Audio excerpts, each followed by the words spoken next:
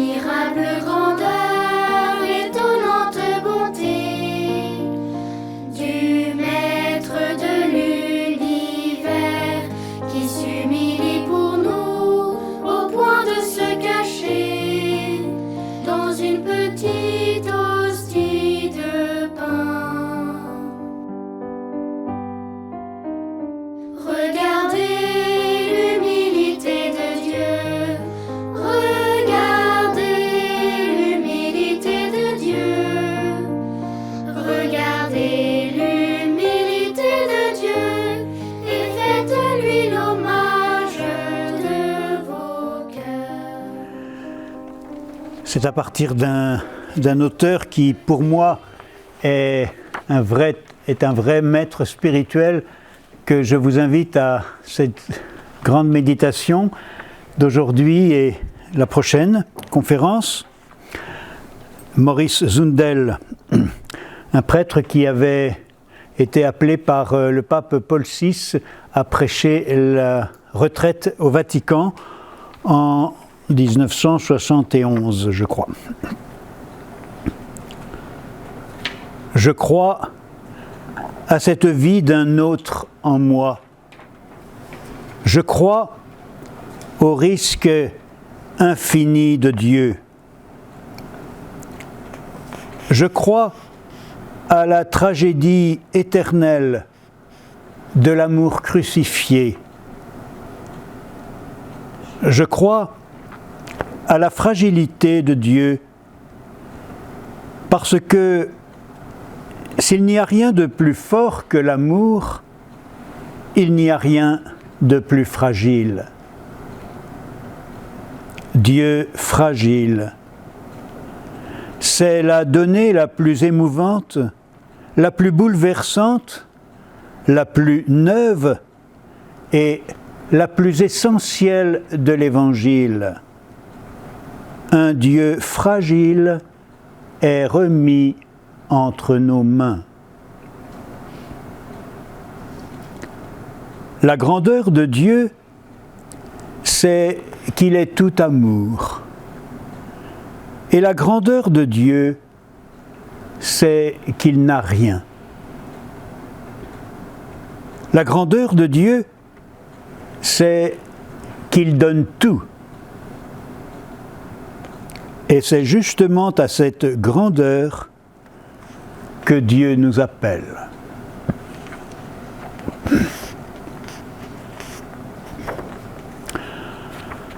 Voilà, en fait, pour moi, tout est dit. Tout est dit et je vais essayer de l'expliciter, de vous faire part tout simplement de la méditation qui est la mienne. Découverte de ce Dieu dont on n'est vraiment pas habitué à parler de la fragilité, de la faiblesse. Et peut-être que ça pourra vous étonner, et peut-être qu'on peut en dialoguer. Nous sommes tellement habitués, je ne dis pas que j'en fais un reproche à notre mère l'Église et à son langage spirituel et liturgique, mais vous avez le droit de le deviner, nous sommes tellement habitués à tout un langage spirituel liturgique qui met en avant les mots de puissance. Dieu tout-puissant, Dieu fort, Dieu grand, à toi la gloire, à toi l'honneur, gloire au Père et au Fils et au Saint-Esprit, et tout cela est juste. Bien sûr, oh bien sûr, ne me faites pas dire le contraire, mais voilà, je tente, et avec le Père Zundel, que j'ai eu la chance de connaître, dont j'ai eu la chance d'entendre une retraite pendant 8 jours et qui m'a tout à fait bouleversé. À la lumière du Père Zundel, je voudrais tenter avec vous de percer, je dirais, la face cachée. Oh, je ne suis pas le seul, quelqu'un d'autre, plusieurs autres, mais j'en parlerai la prochaine fois si vous voulez bien. François d'Assise, évidemment. François d'Assise ouvre sa méditation, son témoignage sur la personne même de Jésus, sur la présence de Dieu. Son témoignage vient à contre-courant, absolument, de ce qui est pensé, dit, véhiculé en son temps. Dieu Tout-Puissant, c'est une affaire certaine, et c'est bien pour cela qu'il faut faire confiance à Dieu, puisque Dieu est Tout-Puissant. Pour François, Dieu est autre chose qu'une toute-puissance qui domine. Le Dieu que François aime est un Dieu pauvre. C'est un Dieu dépouillé. C'est un Dieu libre, libre de toute possession, libre de tout pouvoir, libre en tout et pour tout. Alors c'est dans cette ligne-là, s'il fallait chercher un autre auteur spirituel, il n'est pas encore catalogué comme dans nos références ecclésiastiques, mais je pense qu'elle le mérite. C'est Eti Ilesum, une femme juive qui a véritablement donné sa vie dans le cadre de l'Holocauste à Auschwitz.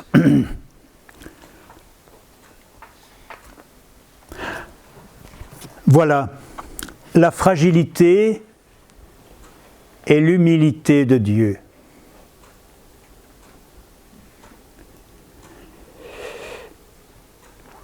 C'est la manière de Dieu.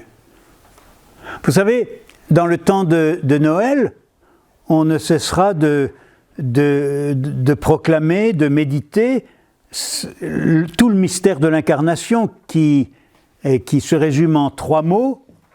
Le Verbe s'est fait chair.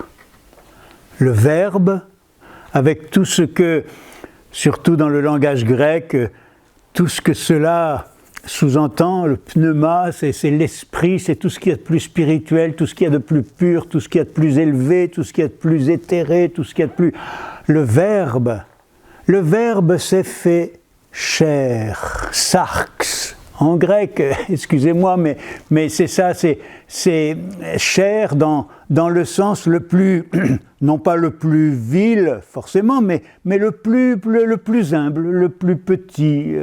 Voilà, le Verbe s'est fait chair. On peut pas imaginer passage plus radical d'un absolu à un autre. Le Verbe s'est fait chair, et tout au long de l'histoire de l'Église, on a aimé, bien sûr, développer cette vérité de foi que nous redisons sans cesse dans le credo. Le Verbe s'est fait chair, le Verbe s'est fait frère. Le Verbe s'est fait ce que nous sommes, en toute chose à notre ressemblance.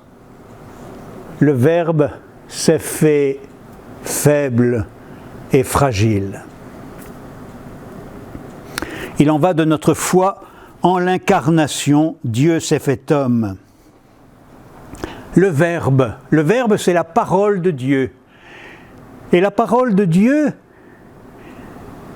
qui s'adresse à l'humanité est une parole infiniment douce, infiniment délicate, infiniment prudente, respectueuse, patiente. Vous savez, c'est une règle entre nous déjà, nous le savons plus ou moins, nous gagnons à le savoir de plus en plus, mais ça vaut aussi pour Dieu, on n'entre pas dans le cœur d'un frère comme dans un moulin. On n'entre pas dans le cœur d'un homme comme dans un moulin.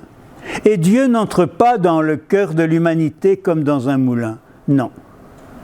Dieu y va tout en douceur, sur la pointe des pieds.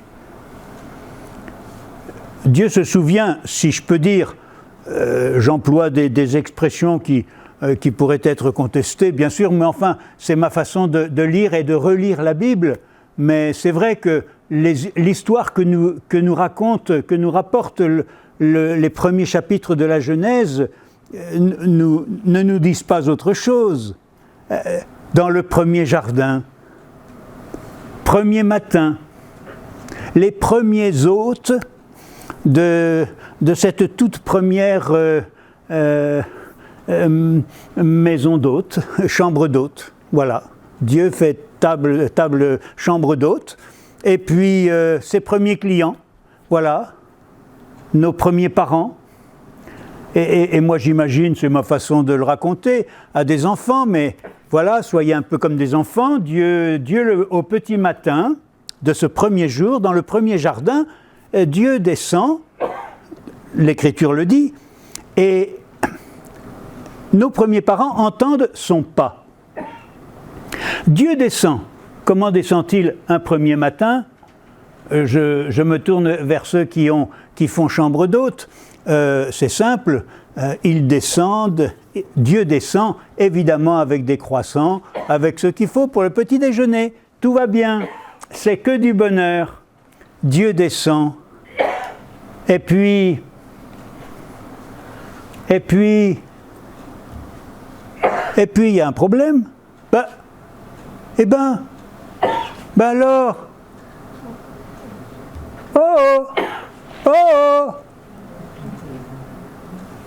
où es-tu ? Pouvons-nous imaginer qu'il s'agit là de la première parole de Dieu à l'humanité. C'est la toute première parole de Dieu à l'humanité. Ce n'est pas un grand discours, c'est l'expression d'un cœur qui aime et qui cherche à gagner le cœur de la personne qu'il vient visiter par amour. Où es-tu ? Parole infiniment douce, infiniment délicate. Bon, je dois passer, mais rien que sur cet événement, j'aimerais tellement méditer encore plus longtemps. La parole se fait toute petite, toute humble. Et Dieu, j'allais dire qu'il me pardonne, mais Dieu retiendra la leçon. Parce qu'effectivement, à entendre son pas, nos premiers parents ont eu peur. C'est écrit dans la Bible. J'ai eu peur. Où es-tu ? Les voilà tous les deux là avec leurs feuilles de vigne. Là. Franchement, bien misérable. J'ai eu peur et je me suis caché. Alors Dieu prend la résolution, désormais, de ne jamais s'approcher de l'humanité, de la petite fille humanité, comme j'aime dire souvent. Bon, Dieu a pris la résolution de ne s'approcher de la petite fille humanité que tout doucement, que sur la pointe des pieds, en douceur. Mais même quand il fait attention, c'est pas facile, hein ? Et on voit bien que dans toute l'Écriture, chaque fois que Dieu se rend présent près de quelqu'un, le quelqu'un a peur. Et Dieu ou son ange, ce qui revient au même, en est obligé de lui dire « Ne crains pas, pas peur, pas peur ». Vous savez combien de fois cette expression revient dans la Bible ? 365 fois. C'est pas moi qui ai compté, c'est des grands lecteurs, mais enfin moi je trouve que c'est très beau et j'espère vraiment que c'est vrai parce que là on ne peut pas l'oublier. Chaque jour de ta vie, Dieu te dit « N'aie pas peur ». Et Dieu vient sur la pointe des pieds. Oh, le dimanche matin de Pâques, Dieu ne viendra pas autrement. Pourtant, Christ ressuscité, Christ vainqueur, la mort, les ennemis, les violents, Hérode et Pilate. Regardez, qui est vainqueur ici? Christ ressuscité, Jésus, avec son tablier de jardinier, on va dire de cantonnier, moi j'aime les cantonniers, c'est comme ça, et Jésus avec son tablier de cantonnier qui passe par là. Et la toute première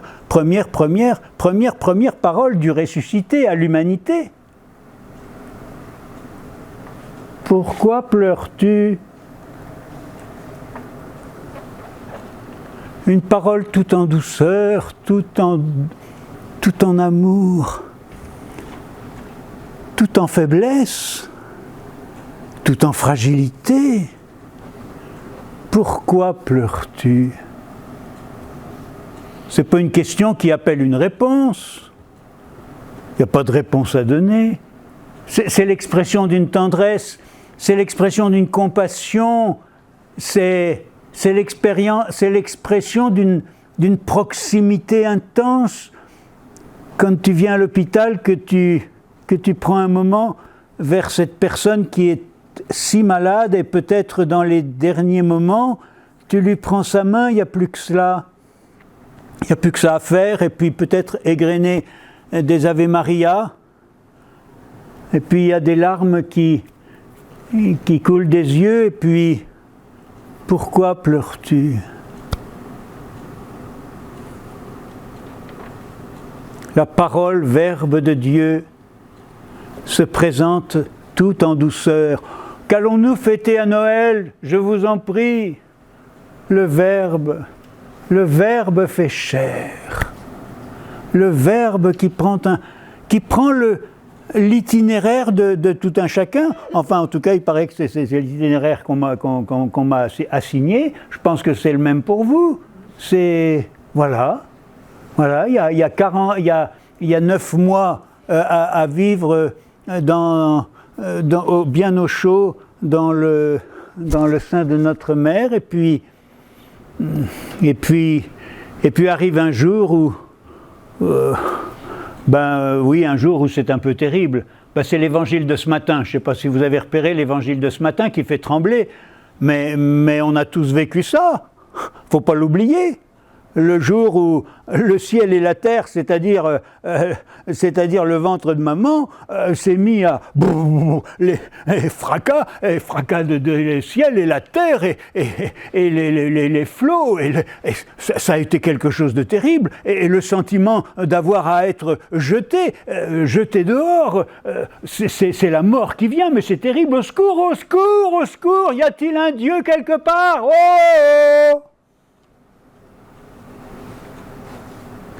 Oui, vous, les mamans, vous avez appelé ça les contractions. Oui, je sais, on l'appelle autrement, mais voilà. Mais l'enfant, il l'a vécu comme ça.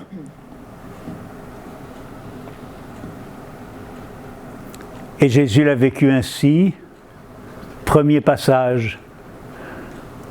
Passage tout humble, tout humain. Passage de Dieu, le Verbe qui se fait chair. Qui se fait tout petit enfant. Tout petit enfant. Et qu'est-ce qui caractérise, entre autres, le petit enfant? Comparez un petit enfant avec un petit veau. Je vous parle de ce que j'ai connu, parce que je connais, parce que j'ai eu l'occasion de participer à des vélages et même à une césarienne pour un petit veau, une nuit. Et très très ému de voir ce qui se passe. Alors le petit veau, il est là, et surtout quand il y avait une césarienne, donc on était plusieurs à tenir la bête, et puis le petit, il est là, et le médecin sort le petit veau, et puis le met sur le côté. Et puis on était plusieurs religieux là à vouloir s'en occuper. Non, ne vous occupez pas de lui. Restez autour de la mer, parce que c'est là que c'est le plus dangereux, c'est là que c'est le plus fragile. Il faut tout de suite la refermer sans infection. Alors voilà. Et puis on s'est occupé de la mer. Quand on s'est retourné, le petit veau n'était plus là. Bon, il n'était pas à 3 km, mais voilà. Et le petit qui naît de vous, mesdames, elle m'étonnerait que ça va le fasse. Et non. Le petit homme est un prématuré. Peut-être pas, ça ne fait pas toujours très plaisir de le dire, mais c'est vrai. C'est un petit homme, même s'il s'appelle Jésus, est un prématuré. C'est-à-dire dans l'absolue fragilité, dans l'absolue faiblesse, dans l'absolue incapacité de se sauver soi-même. C'est ça la définition de l'homme. L'être humain est un être incapable de se sauver soi-même. Pour moi, c'est la plus belle définition de l'être humain que je connaisse, que j'ai reçue aussi de mon père en théologie. Voilà, ce serait toute l'histoire toute l'histoire de Jésus, tout le parcours de Jésus dans l'Évangile qu'il faudrait parcourir de nouveau, et toujours nous verrions ce Jésus dans la faiblesse, dans la fragilité, dans des circonstances où véritablement on ne l'attend pas. Quand à 30 ans, Jésus prévient sa mère, on pense que Joseph n'est plus là à cette époque, et il prévient sa mère, maman, je pars au pèlerinage du Jourdain pour Jean-Baptiste. Eh bien, va mon fils. Et Jésus s'en va, plusieurs jours de marche, et puis il arrive au bord du Jourdain où ce prophète étonnant appelle, venez, plongez-vous, baptisez-vous, lavez-vous, transformez-vous, convertissez-vous. Et toute une série de gens sont là, en train, je pense, c'est suggéré dans l'Écriture, de faire la queue les uns derrière les autres comme chez nous à Confesse, enfin autrefois, virgule. Et donc, tout humblement, les gens sont là pour plonger dans le Jourdain. Et parmi eux, tout à fait incognito. Sauf que Jean-Baptiste va le reconnaître. Et alors quand il va le reconnaître, ah non, pas toi, pas moi. Laisse faire pour l'instant. Même réaction de Pierre le jour du lavement des pieds. Ah, pas toi, Seigneur. Laisse faire pour l'instant. Parce que Jean-Baptiste a une autre idée de Dieu et de celui qui est l'envoyé de Dieu. Et Pierre aussi a une toute autre idée de ce qu'est Jésus et de ce qu'il doit devenir, lui, le fort, le puissant, le vainqueur, l'homme des miracles, l'homme de la puissance. C'est ainsi que Pierre suit Jésus. Le baptême de Jésus, manifestation de la faiblesse, de la fragilité. Jean-Baptiste en est totalement bouleversé. Il lui remonte à ce moment-là du fond du cœur, quand Jésus remonte de l'eau et qu'il sort de l'eau, ruisselant de l'eau, de cette eau du Jourdain, de cette eau des pécheurs, où chacun vient se faire laver. Au moment où Jésus ressort de l'eau, ruisselant de cette eau des pécheurs et de toute l'immondice du monde et toutes les horreurs et de toutes les violences et de toutes les guerres et de tous les assassinats, de tout ce que vous voudrez, lorsque Jésus ressort de l'eau, ruisselant de cette eau la plus fétide qu'il est possible, Jean-Baptiste, du plus profond de son cœur, désigne Jésus comme Isaïe l'avait exprimé, « Voici l'agneau de Dieu ». Un être tout en faiblesse, tout en fragilité. Jean-Baptiste est très ému, mais un autre l'est encore plus. Le Père, Dieu, le Père, qui tressaille, voyant son Fils ainsi plongé au plus noir, au plus profond, au plus humble de l'eau des pécheurs, le Père tressaille. Ah, mon Fils, mon Fils, mon Fils, je me reconnais totalement en toi. C'est cela l'amour, c'est cela l'amour. Ils vont le comprendre. Oui, mon Fils, mon bien-aimé.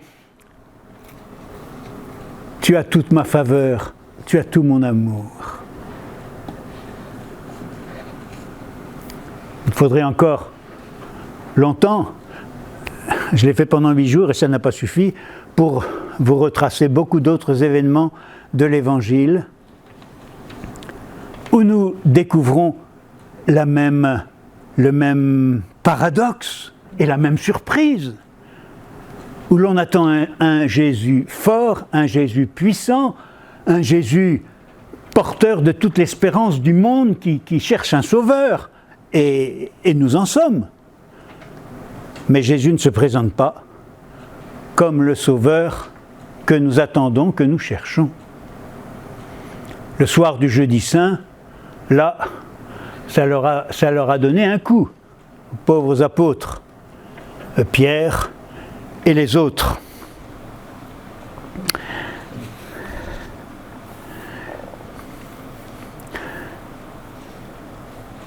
La faiblesse, la fragilité de Dieu, elle est dans tous les faits et gestes de Jésus.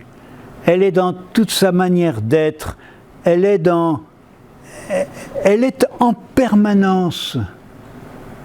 Vous me direz, mais enfin, il a fait des miracles. Oui, prenons des exemples. Allez, prenez des exemples. Voilà. Et on dit, Seigneur, c'est magnifique. Oh là, si j'ai guéri ce malade, c'est par le doigt de Dieu. Jésus s'efface. L'humilité de Jésus, c'est un effacement permanent. La pauvreté de Jésus, c'est de se faire toujours, en toutes circonstances, à tout moment, transparent d'un autre, car il est l'envoyé d'un autre. Sa parole, c'est la parole d'un autre. Ce qu'il dit, c'est la parole d'un autre. Sa volonté, c'est la volonté d'un autre. Ah si, vous allez me dire, quand même, pour 5000 hommes, sans compter les femmes et les enfants, quand il nourrit tout le monde, avec 5 pains et 3 petits bouts de poisson qui restent dans un sac d'enfants, quand même là, champion. C'est ce qu'ont pensé les apôtres. C'est ce qu'a pensé toute la foule.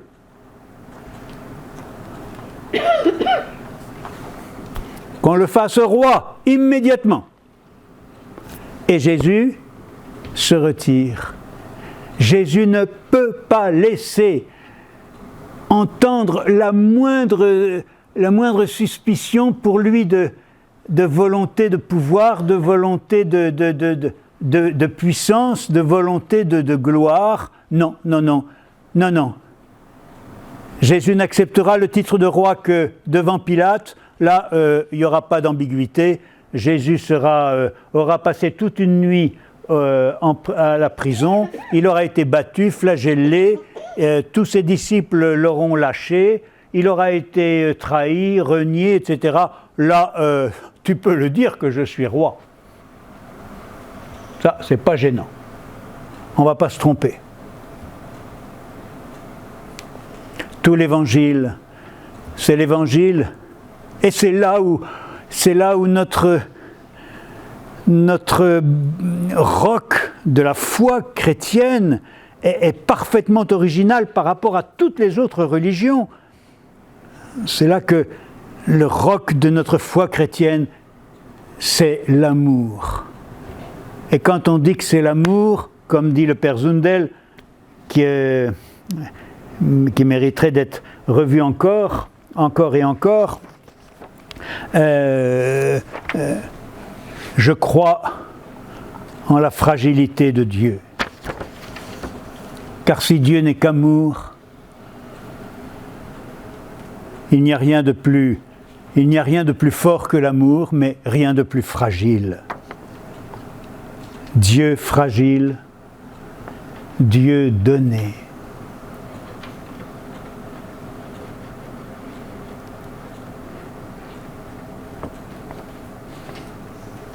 Il faut que je passe, mais pour aujourd'hui, je voudrais surtout évoquer une des images du Nouveau Testament qui me touche beaucoup et que je vous partage comme je le ressens, c'est l'apôtre Pierre. Pierre a été séduit par Jésus. Quand je dis qu'il a été séduit, qu'il s'est laissé séduire, c'est comme on le dit de Jérémie, comme Paul le dit de lui-même, il m'a saisi, il m'a séduit, et je me suis laissé séduire. Pierre a entendu les paroles de Jésus. Ah, ça vous savez, hein, si vous entendiez cet homme, il n'y en a pas de pareil. Ah, je vous garantis, moi, j'ai trouvé mon maître. Bien. Pierre a vu les miracles. Là, c'est quelqu'un. Parce qu'avec ça, après les guérisons, les multiplications des pains, les pêches miraculeuses, vous comprenez, oh, moi j'ai trouvé Jésus, celui que l'on cherche, celui qui sauvera Israël de la botte des Romains, celui que, oh là, c'est le vainqueur. Prenons notre temps, c'est pas pour tout de suite, c'est pas pour ce soir, c'est pas pour demain matin, mais ça viendra et moi, rien ne me fera douter en Jésus. Et Pierre est un suivant, Pierre est un disciple le plus proche de Jésus. Et Jésus s'appuie sur lui. Tu es Pierre, tu es roc. Et je m'appuie sur toi pour l'œuvre pour laquelle j'ai été envoyé. Tu es le roc. Oui. Mais ça va être difficile. Ça va être très difficile. Parce que tout au long du parcours de Jésus, tout au long de l'histoire de l'Évangile, il se trouve que Jésus ne va pas en finir à croire qu'il prend plaisir à en rajouter à chaque instant. Jésus ne cesse pas d'annoncer qu'il va vers sa Pâque. Ce sont les annonces de sa passion. Il y en a une, il y en a deux, il y en a trois. Langage que Pierre ne peut absolument pas entendre. La première fois, il n'y a même pas fait attention. Ils étaient sur un chemin, Jésus marchait devant, les disciples derrière, Luc chapitre 8, enfin qu'importe. Et Jésus marchait devant, les disciples derrière et quelques femmes par derrière. Voilà, c'est comme ça qu'on était, Jésus tout seul qui disait le chapelet en marchant, je ne sais pas, bon, qu'importe. Et puis Jésus entend quand même les conversations. Et alors, à l'escale, à l'arrêt, à la pause, goûter, dites les garçons, vous causiez de quoi? Ça avait l'air un petit peu agité là. Or, Jésus venait de leur annoncer sa passion. Ils n'ont rien entendu. Ils ne comprennent pas. J'ai été étonné, j'ai fait ce travail cet été, de voir comment, dans le nombre de fois dans l'Évangile où il est dit et répété, ils ne comprirent pas. Ils ne comprirent pas. Jésus leur dit, vous ne comprenez pas. Vous ne comprenez toujours pas. Vous n'avez vraiment rien compris. Mais c'est étonnant. Il y a pour Pierre, mais disons pour tous les disciples, en tout cas, sans doute, en tout cas pour moi, peut-être pour vous aussi, une fermeture, enfin c'est véritablement le mystère de la faiblesse de Jésus, la fragilité de Jésus, et la présentation d'un Jésus autre qu'un vainqueur, futur super vainqueur, toute autre présentation de Jésus, quelque part, est insupportable. Reconnaissons d'ailleurs que notre prière, parfois ou souvent, est l'expression de cette illusion. Ne croyez-vous pas qu'il nous arrive bien souvent de prier comme de pauvres mendiants ?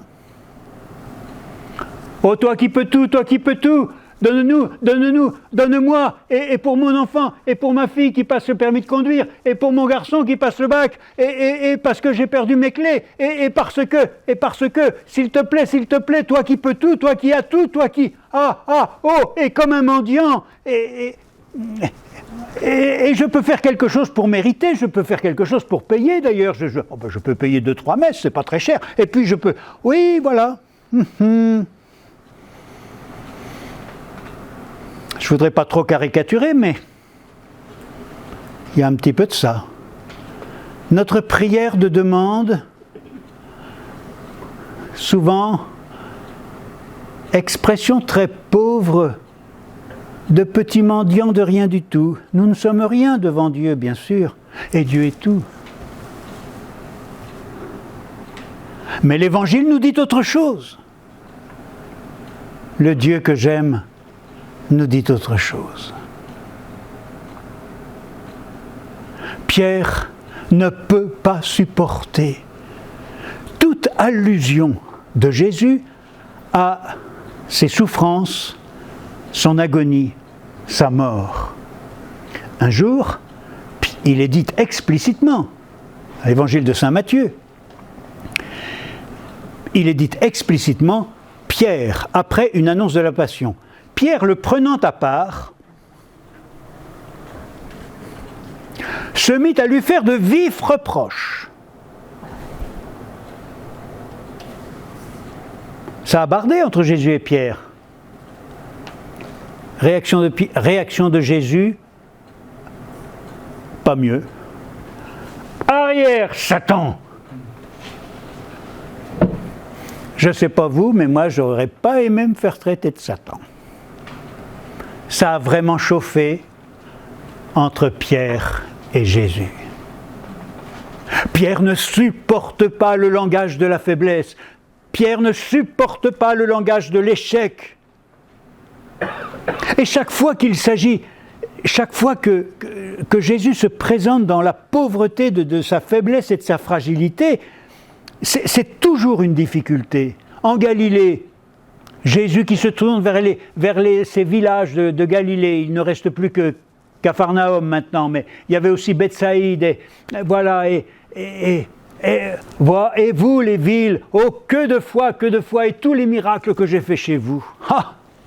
Si je les avais faits à Tyr ou à Sidon, il y a longtemps qu'elles se seraient converties, ces villes.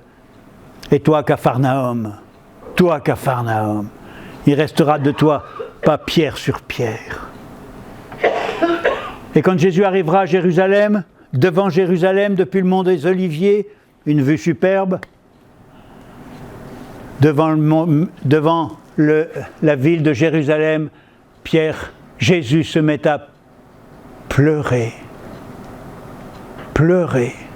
Jérusalem, Jérusalem, toi qui tues les prophètes, que de fois j'ai voulu te rassembler, que de fois, comme la poule qui rassemble ses poussins. Échec. Vous n'avez pas voulu. Je n'ai pas pu. Vous parliez encore de toute puissance ?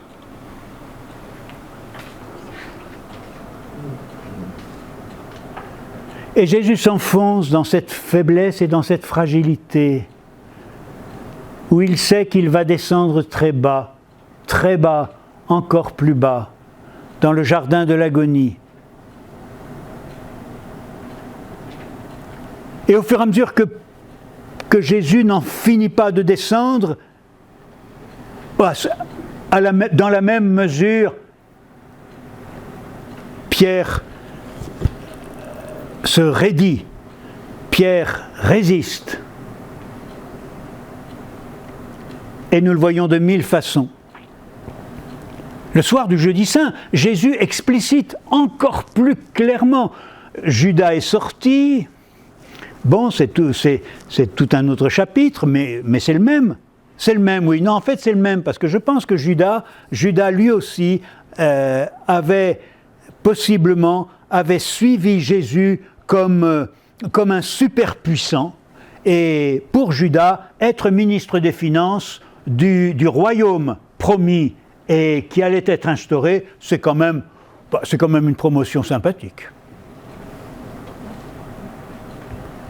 Seulement le royaume attendu et promis tarde à venir, et la place des ministres va devenir quelque peu fluente, on va dire. Alors Judas est sorti le soir du jeudi saint. Il y a eu l'épisode que j'ai déjà relevé tout à l'heure, le lavement des pieds, l'incompréhension totale. Jésus qui retire son manteau, quand même, qui va chercher de l'eau, bassine, qui coule l'eau, tout ça est explicité, chapitre 13 de Saint Jean, dans tous les détails. Va prendre de l'eau, va prendre une bassine, va prendre une serviette, va prendre un tablier. Les apôtres n'en peuvent plus. Mais quoi, comment? Les premiers ne disent rien. Ah, mais Pierre, il ne se laisse pas. Ah non, ça me lavait les pieds, non. Les autres, s'ils veulent, mais pas moi. Et Jésus qui accomplit ce geste dans une immense, mais vraiment immense, sentiment de fragilité. Lorsque Jésus, qui a un genou en terre, évidemment, et qui regarde Pierre de bas en haut, évidemment. Lorsque Jésus lui dit, Pierre, si je ne te lave pas, tu n'as pas de part avec moi. S'il vous plaît, n'entendez pas ces mots comme une bonne leçon de morale en disant, mon petit Pierre, attention, parce que là tu fais erreur. Et là, c'est pas du tout ça. C'est la blessure même de Jésus qui s'exprime. Si je ne te lave pas, comment aurais-je part avec toi et toi avec moi? Comment allons-nous vivre réellement, pleinement, jusqu'au bout, cette alliance d'amour qui est le désir éternel de Dieu avec la petite fille humanité? Enfin, Pierre, s'il te plaît, au-delà de toi, c'est toute l'humanité à qui je veux laver les pieds. Bon, Pierre dit, bon ben, ça va pour une fois. Bon ben alors lave-moi complètement, il ne comprend pas. Lave-moi la tête et les mains et tout. Pauvre Pierre. Et Pierre, le discours de Jésus à ses apôtres continue. Il leur annonce que ça va devenir difficile. Vous allez tous fuir. Ah non, pas moi. Pas moi. Pierre, toujours le premier de classe. Les bonnes réponses. Pas moi. Thomas aussi d'ailleurs. Thomas, il est bon. On ne le verra pas le dimanche de Pâques. Je ne sais pas, il a dû oublier de venir. Mais le soir du jeudi saint, il est comme Pierre. Allons et mourons avec lui. Rien que ça. En tout cas, Pierre est très formel. Quand bien même, je cite, quand bien même tous s'enfuiront, moi, dussé-je mourir pour toi, je te suivrai. Respect.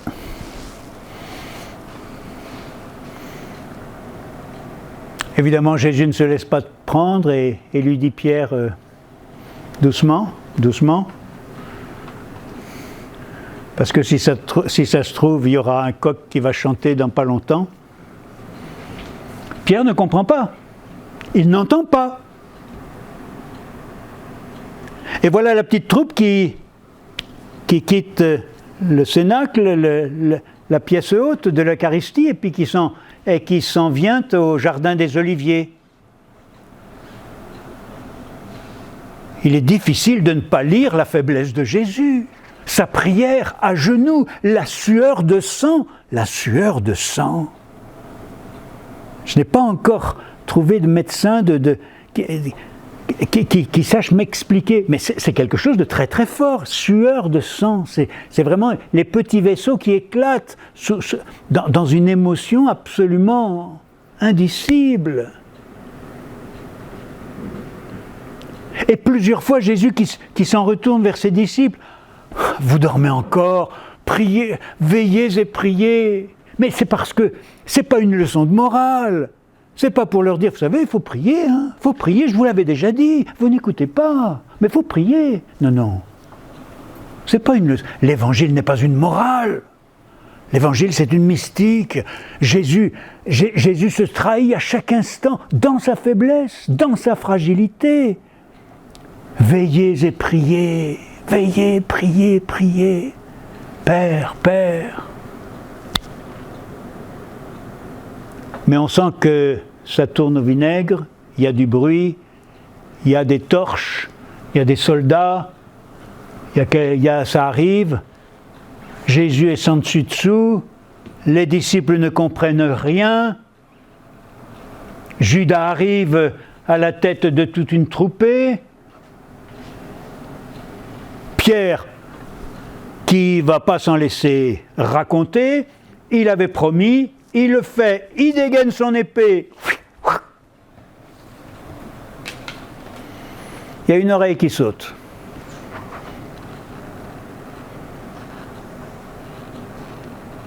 Pour Jésus, que ne ferais-je pas? Pour la victoire de Jésus, dont je veux être totalement solidaire et totalement participant, parce que la force de Jésus, moi, on ne me la prouvera pas, je l'ai vue. La puissance de Jésus, moi, on ne me la racontera pas. Mais là, ça ne va pas. Non seulement Pierre ne comprend rien à cette violence qui écrase Jésus, mais ce qui bouleverse encore plus Pierre, c'est que Jésus, très manifestement, ne le confirme pas dans ce geste de courage. Range ton épée. Pierre est désavoué par son maître. Pierre ne comprend pas. Il ne comprendra jamais. Il ne comprendra jamais tant qu'il n'aura pas été plongé lui-même au plus profond. Au plus profond de quoi? De ce qu'il ignorait totalement, c'est-à-dire sa propre faiblesse, sa propre fragilité. Ça, ce sera un autre jour au bord du lac de Tibériade. Pour l'instant, ça va très mal, tous les disciples s'en vont, en fuite, c'est la débâcle totale. Il y a des jours où l'Église nous fait un petit peu peur, mais ça a eu été pire. Ça a eu été pire. Le jeudi soir, c'était pire. Alors tous s'enfuient, mais quand même, Pierre suit. Oh là, il y a un petit mot que je ne connaissais pas et que j'ai découvert cet été et que je vous invite à repérer. Un tout petit mot dans l'évangile de saint Matthieu. Quant à lui, Pierre, il suivait de loin. De loin. J'avais jamais remarqué ça.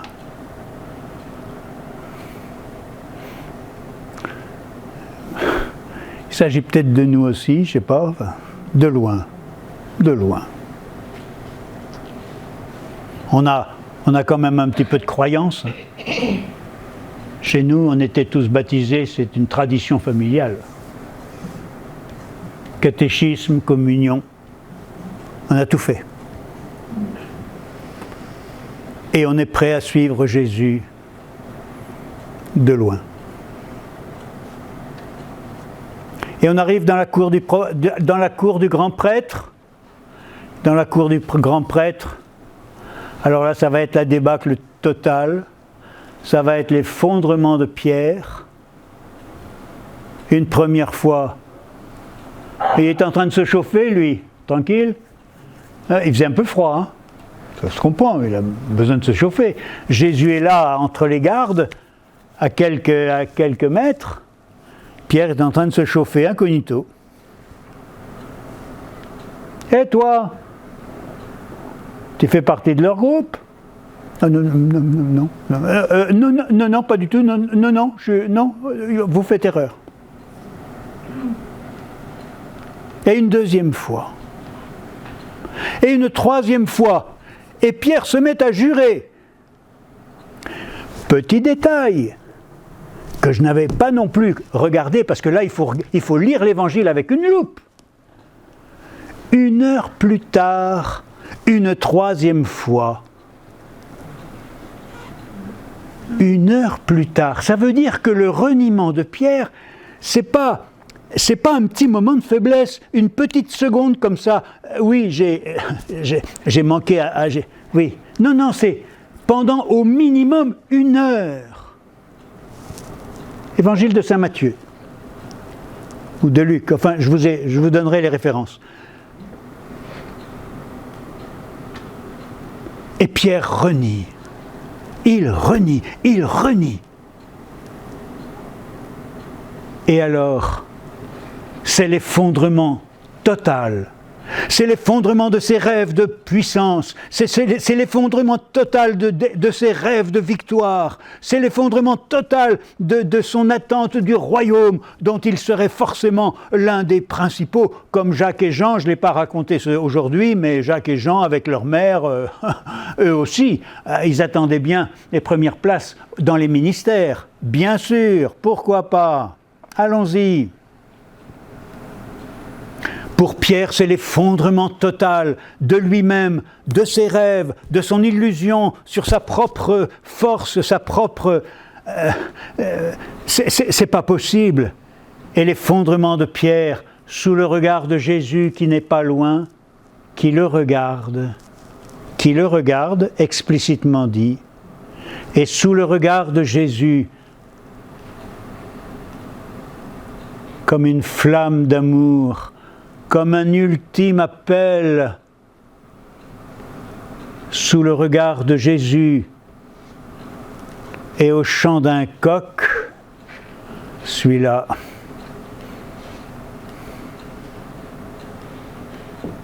Pierre s'effondre et s'en va. Et il ne se pardonnera jamais de n'être plus là, dans le grand chemin de la croix, et qu'au pied de la croix, il n'y aura que les femmes. Et le plus jeune des disciples, Jean, peut-être qu'il n'est pas très conscient, ah oui, le plus jeune, mais tous les autres sont partis. Le mythe d'un Dieu tout-puissant a fait long feu. Le mythe d'un Messie glorieux, le mythe d'un royaume où tout va être bouleversé, où il n'y aura plus de pandémie, ben bien sûr, où il n'y aura plus de frontières entre la Pologne et la Biélorussie, mais bien sûr, où il n'y aura plus de batailles navales sur la Manche, mais oui, bien sûr, où il n'y aura plus de migrants qui se noieront dans la Méditerranée, mais bien sûr, où il n'y aura plus la faim dans le monde, ni les criquets, bien sûr. Nous attendons tout ça et puis nous faisons des prières pour cela, parce que Dieu Tout-Puissant, tout de même, on a confiance en lui.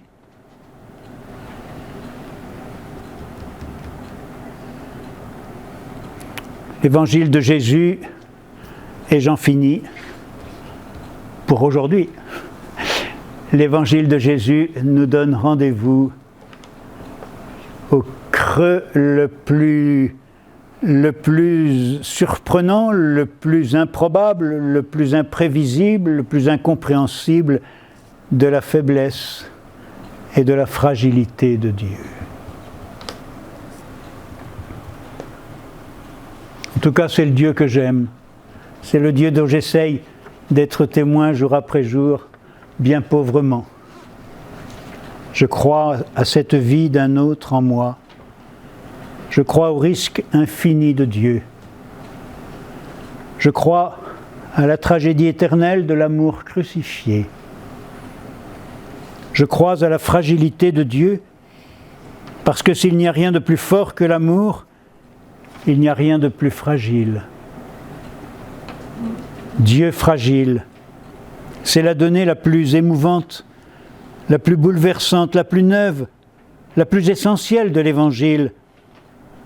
Un Dieu fragile est remis entre nos mains.